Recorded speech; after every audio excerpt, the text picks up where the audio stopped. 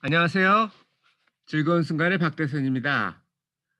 오늘은 좀 특이하게 18년 전의 부동산 전망 그리고 실제를 비교해 보도록 하겠습니다. 물론 언론사에서 만든 책이기 때문에 다양하게 각 분야의 전문가 의견이 있습니다. 하지만 제가 부족하기 때문에 주택 쪽에 관련된 것만 중점적으로 정리를 하도록 하겠습니다. 크게 네 가지로 구분을 해 봤는데요. 2003 년에 제일 좋다고 보이는 전망이 뭔지, 그리고 거기서 소개한 게 경매 대중화가 될 것이다. 그리고 주택 전망이 공급광이라는 사람이 있었고, 뒤에 나옵니다, 자세히. 부족하다라는 사람이 있었고요. 그럼 결론적으로 2020 년도에 본 향후 수급은 어떨 것인지, 그거를, 이건 책에 나온 얘기는 아니에요. 마지막 거는 제가 자료를 조사를 했습니다. 그러면 서울 재개발에 대해서 2003년 전망이 가장 좋았는데요. 이거는 그동안도 맞았고 전망이 그대로 맞았고요. 지금도 일부 잠깐 좀 차이 나는 게 있긴 해요. 재건축은 규제로 많이 약화됐고 재개발 재건축 환수제라는 게 있죠. 재개발은 규제에서는 벗어났는데 여기도 약간의 뭐랄까 경제성을 낮추는 요건이 늘었습니다.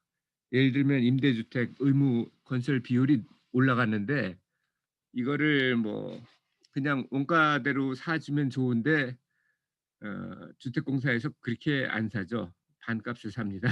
그래서 결국은 재건축 개발 이익 환수제랑 비슷하게 돼 버렸습니다. 그래도 그나마 아직은 유망한 부분이 재개발이 아닌가 생각을 해서 그대로 놔뒀습니다. 재개발과 재건축은 잘 아시겠지만 혹시 모르는 분이 있을지 몰라서 간단히 소개해 드리면, 재건축은 기반 시설이 괜찮은 경우에 집만 다시 짓는 거고 헌집 줄게 새 집 다오 이런 거고요. 재개발은 기반 시설 자체가 불량한 곳입니다. 뭐 예를 들면 판자촌 이런 데가 되겠죠. 길도 꾸불꾸불하고 좁고 차가 못 다니고 뭐 이런 데가 되겠는데, 가장 좋은 거는 95년 이전에 건축된 다세대를 경매로 취득하는 게 좋다라고 얘기를 하는데요. 경매가 2003 년도부터 대중화되죠, 실제로 예상대로. 그래서 이게 가장 좋은 방법이고, 그리고 재건축에 비해서 조금 더 뭐랄까 운신의 여지는 좀 있는 편입니다. 다만 재개발 같은 경우는 얼마나 걸릴지 알 수가 없기 때문에 자금 계획을 충분히 세워야 되고, 그리고 만약 실수요자라면 입주해서 살고 싶다라는 분이라면 사업 시행 인가 후에 매매를 하는 게 좋습니다. 그 이후로는 사실 그게 많이 지연되질 않거든요. 근데 그전 같은 경우는 솔직히 모릅니다. 얼마나 늦어지게 될지 혹은 뭐 운 좋게 빨리 될지 그거는 아무도 알 수 없죠.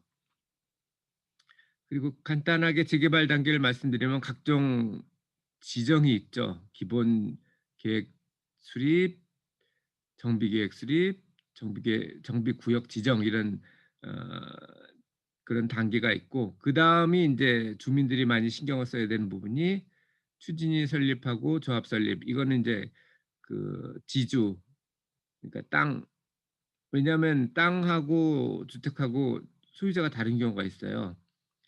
몇 퍼센트 이상씩 돼야 이런 게 가능합니다. 조합 설립이 되면 사업 시행 인가가 나는데 그게 아주 중요하고요. 재건축 같은 경우는 조합 설립 현재 규제 때문에 조합 설립 이후에는 조합은 양도를 할 수가 없습니다. 그래서 만약 실입주자라시면 그전에 하셔야 되고요. 재개발 같은 경우는 이게 조금 더 깁니다. 그래서 어 여유를 좀 가질 수 있고요. 이 사업 시행 인가까지 되면 그다음엔 감정 평가. 이건 뭐 돈 주고 하는 거니까 쉽죠. 조합원 분양, 관리처분 계획까지 되면 그다음부터는 시공사죠. 시공사가 하니까 이것도 뭐 돈 문제긴 합니다. 자, 그럼 경매를 보시죠. 2003년도에 경매가 대중화될 것이다 하는 이유가 민사집행법이 개정돼서 권리분석 리스크가 많이 감소했다는 겁니다.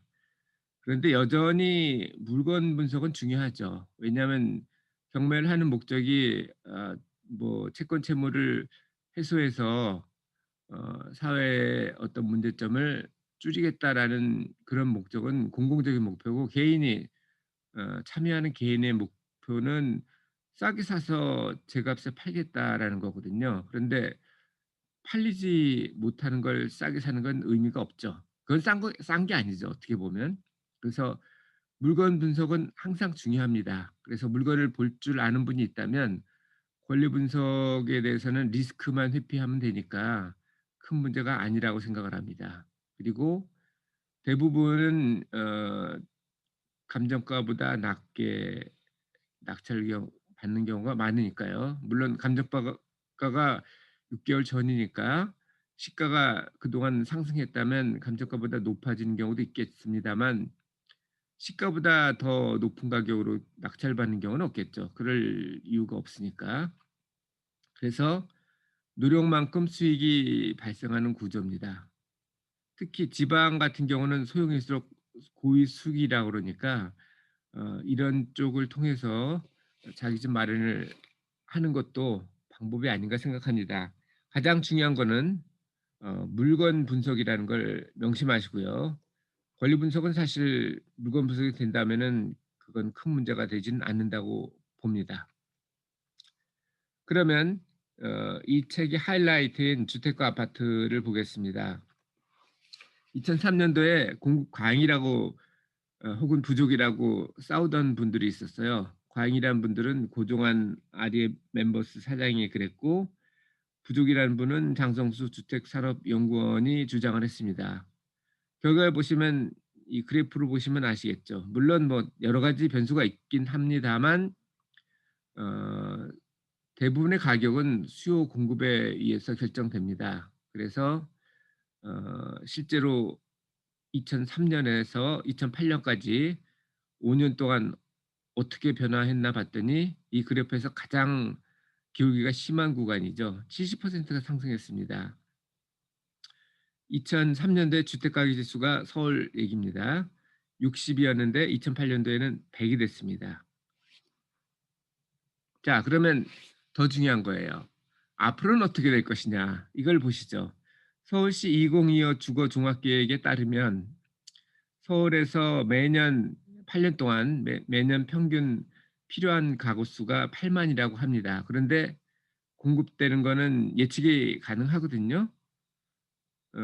그걸 빼고 나면 부족한 게 매년 2만입니다. 지금 집값이 오르는 게 뭐 여러 가지 이유가 있겠지만 경제 원리로 따지자면 공급 부족이 가장 큰 이유가 아닌가 생각을 합니다. 8만 중에 2만이면 25%가 부족한 건데요. 그 정도면은 가격에 영향을 충분히 줄 수가 있겠죠. 자, 그럼 향후 공급 예측을 서울시 주거 종합계획 말고 그냥 따져보겠습니다. 공급 예측을 할 때 서울에서는 지방하고 서울하고 조금 달라요. 지방은 땅이 있어요. 땅에다 그냥 지으면 되는데 서울은 땅이 없습니다. 거의 없어요. 특히 뭐 아파트 지을 땅은 없죠. 그러면 두 가지 방법이 있거든요. 용적률을 올려서 높이 올리든지 아니면 기존 주택을 다시 짓든 어쨌든 해야 되는데, 지금 아까도 첫 번째에서 말씀드렸지만 재개발 재건축이 상당히 규제가 돼서 진행을 안 해요. 재개발 재건축을 왜 합니까? 물론 뭐 새 집에서 살고 싶다는 이유도 있지만 그러면 새 아파트로 이사를 가면 되는데 왜 있는 거를 다시 재개발을 하거나 건축을 하려고 그러냐 하면 그게 돈이 되니까 그러는 거죠. 이 경제 원리거든요. 간단해요. 지금 여와 야가 싸우는 것도 어찌 보면 밥그릇 싸움이에요. 뭐 높으신 분들이라고 우리 같은 민주랑 다를 게 없습니다. 재개발 재건축을 규제를 하고, 아까 재개발 같은 경우도 규제는 없었지만 대신 경제성을 낮추는 그게 그거죠 결국은. 임대 아파트 비율을 30% 까지 올리는 바람에 지금 진행이 거의 안 되고 있거든요. 그렇다고 용적률을 높이는 것도 아니고 하기 때문에 공급은 상당히 제한될 것으로 보입니다. 지방은 쪼금 다른 게 땅이 있으니까 3년 이후면은 아파트를 짓죠. 그래서 3년 이후에는 어 공급이 충분해질 수 있습니다. 물론 뭐 계속 정부에서 막으면 계속 부족해질 수도 있겠죠. 그리고 수요를 보겠습니다. 수요라고 하면 거주 수요를 말하는 게 아니에요. 이거는 매매 수요를 얘기합니다. 거주 수요는 전세로 갈 수도 있고 아니면 뭐 그냥 수요 그 실수요자가 전세를 선택할 수도 있고 매매를 선택할 수도 있는데 이 수요는 실제 수요는 같지만 매매 수요는 심리에 많이 영향을 받습니다. 계속 오를 것 같다 그러면 사람들이 다 살려고 들고 사람들이 다 살려고 그러니까 또 오르기도 하죠.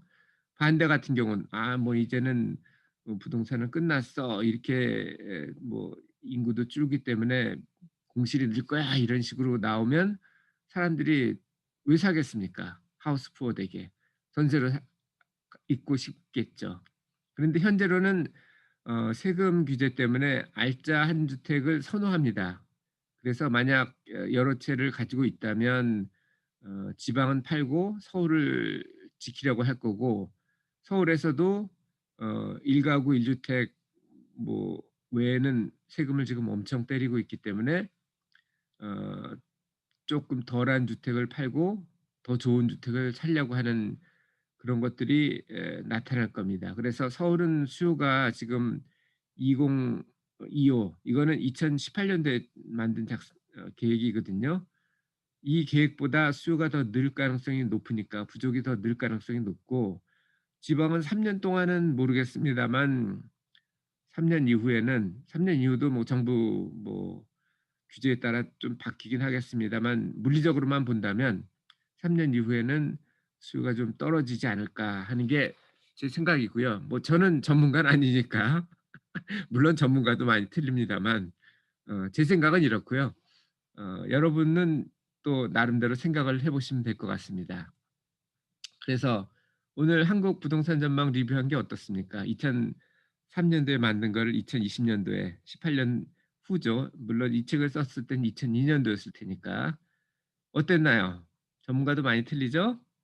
그래서 여러분도 그냥 기사나 아니면 책에 나온 책을 그대로 믿지는 말고 스스로 '이게 맞겠다.'라는 거를 한번 평가를 해 보세요. 그리고 그것도 친구들하고 이 내용을 공유하셔도 좋고 책을 읽고 한번 보시는 것도 좋은데 이 책을 읽을 필요는 저는 없다고 생각합니다만 여러분도 시간 되면 읽어 보세요. 저는 도서관에서 빌려서 봤거든요.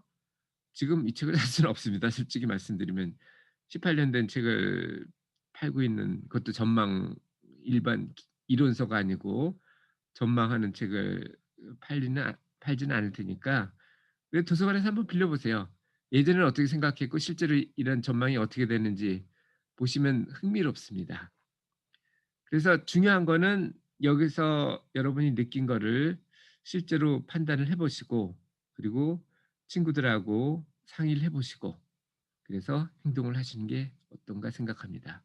저는 개별적으로 무주택자라면은 지금 사시는 게 맞다고 생각을 해요. 그 이유는 분양이 그렇게 경쟁률이 지금 치열하기 때문에 가능성이 얼마나 될지 어 기대값을 계산해 보세요. 제가 로또를 절대 안 사는데 안 사는 이유가 로또를 사면 1,000 원짜리 사면 사는 순간 500 원이 되거든요. 물론 분양을 받으면 제일 좋죠. 근데 분양받아서 얻을 수 있는 이익하고 이건 향후 가격 전망하고 다릅니다. 지금 받자마자 팔았을 때의 그 이익하고 그 확률을 계산해 보세요. 그 기대값하고 그리고 샀을 때 그 기대값하고 비교를 해 보세요. 어떤 게 더 높은지. 그러면 결론이 나오지 않을까 싶습니다. 물론 뭐 저는 전문가는 아니기 때문에 틀릴 수 있다는 걸 분명히 말씀드리고 모든 투자는 개인이 판단하고 그리고 그 이익은 개인이 100% 갖는 겁니다. 물론 요즘엔 정부에서 세금으로 많이 뜯어가니까 정부는 개병만 거의 뭐 1 년에 7% 까지 7.2% 까지 뜯어가죠. 모르겠습니다. 시장이 이길지 정책이 이길지는 모르겠지만 여러분도 판단을 해 보시는 게 좋겠습니다. 다만 저는 제가 무주택자라면 저는 뭐 참고로 1 주택자입니다만 무주택자라면은 서울에 있는 소형 아파트라도 사지 않을까 생각을 해 봅니다. 여러분도 좋은 평가를 하시고 좋은 결과를 갖기를 기대합니다. 감사합니다.